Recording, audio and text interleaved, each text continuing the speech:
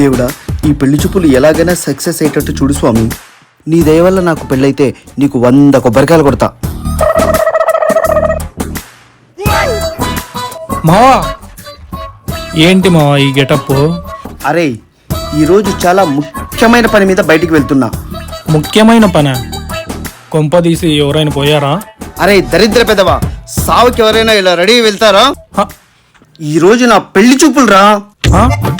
Congrats మావా. ఇంతకీ ఎవరా ఆంటీ? అరే హౌలే, ఆంటీ కాదురా, అమ్మాయి. అమ్మాయా? మావా నేనొస్తా మావా పెళ్లి చూపులకి, ప్లీజ్ ప్లీజ్. ఏమొద్దులే, నేను ఒక్కనే పోతా. ఇలా ఒక్కడవే పోతే దిక్కులేనోడు అనుకుంటారు. వీడు చెప్పింది కూడా కరెక్టే.